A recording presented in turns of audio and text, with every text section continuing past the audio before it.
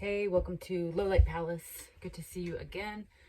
I was contemplating why I'm either even bothering doing any of this, why I'm filming, why I'm posting, and I kind of had an epiphany, which I'm surprised it took me this long to figure it out, but I missed my best friend, my friend. Um, I mentioned that my friend he's dying, and I just came from there. He's at his auntie's house, and hospice will be coming in and to give help, to support. It's a lot of it about the emotional side of things because he's still trying to get back to door dashing, get back to work. He cannot even stay up for more than 10 minutes at a time at the moment.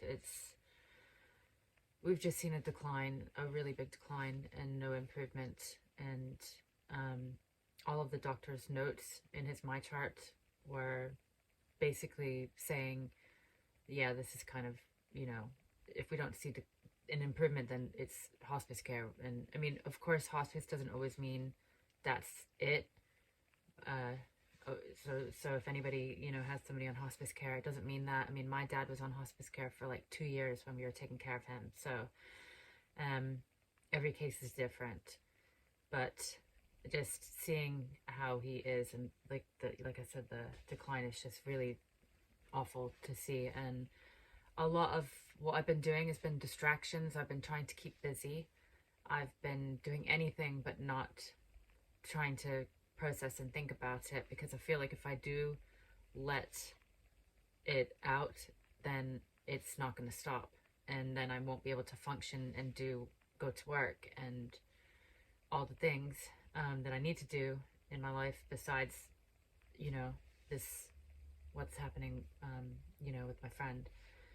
And it's just, it's really difficult going about your life when something like this is happening, especially at work, where you cannot really talk about it with your work colleagues. I work in a winery, so I'm in the hospitality industry. I'm in catering. I'm in, yeah, I work in that environment. So if you have worked in that environment, you know how cutthroat it can be, and how people are kind of, there is a bitchy element to working in that kind of environment. And it was interesting at work yesterday. I had kind of a trauma bonding moment with one of my coworkers, and it was just, we don't really even speak that often, or even like that.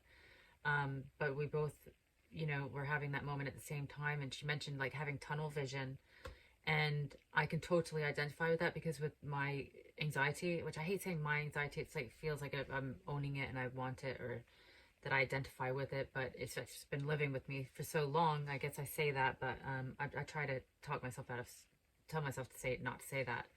But she had mentioned, which I didn't know, that she had like chronic fatigue issues and stuff, but more or less like both of our issues can be quite invisible to a lot of people, and things that happen to you, like physical and mental, like, or it can just be you're dealing with it and you've learned how to cover it up as well, which is a big part of it.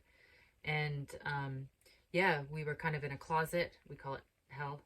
We were in a hell closet, and we just had that moment, and it was exactly what I needed to hear. And she said like that she feels like there's no grace when with her particular illness, and I totally identify with that, because I had a shift where I was no call no show, and a lot of things were going on, everything with my friend Chris, and then I came home from a really bad shift and had to literally bury one of our cats, which was traumatizing and awfully sad, of course. And I didn't wake up the next day. Like, that is so not like me. And ever since then, I've just sort of been being punished at work, it feels like, for having mental health issues, and they haven't been giving me shifts, and I still have bills to pay, and it's just sort of making me feel like I'm a bad person, and it's just making my mental health kind of spiral a lot more than it needs to be for all the things that I have going on at the moment. And back to what I was saying in the beginning, like, why am I even doing this? Like, I don't have my friend anymore. We literally have been speaking every day for years. since we met every day. And he's the person I can go to complain about this and that and work. He's worked in the industry before. He's worked, you know, I can talk about my family because I live with my mom, my brother, and my brother's wife. They just got married. That was a huge thing as well. Yeah, I'll go into that another day. But just so much stuff going on, and not having my friend anymore, and he's going to be gone, and I don't have that outlet anymore, and maybe that's where this is coming in. I feel like I'm throwing spaghetti at the wall and just seeing what's going to stick. Like, I've been doing a lot of things impulsive. I sort of get that way with my mental health sometimes, where I just cannot relax, don't really get anything done, but just cannot not be doing nothing, which usually I like to just zone out and like in nature, and you know, but just feeling like I have to be on the go, and I think it's just creating distractions for myself. But at the moment, you're my Chris to vent to, and hopefully it won't always be this way.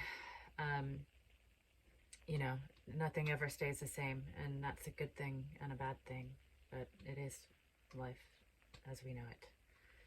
Thank you for listening.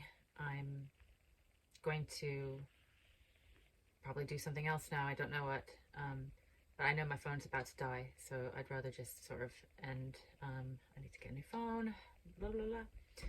But yeah, I hope everybody appreciates what they have when they have it. Don't wait until too late to appreciate. That was not meant to rhyme. That's really corny. Okay, I'm gonna sign out for now. Bye. Good to see you. I'll see you soon.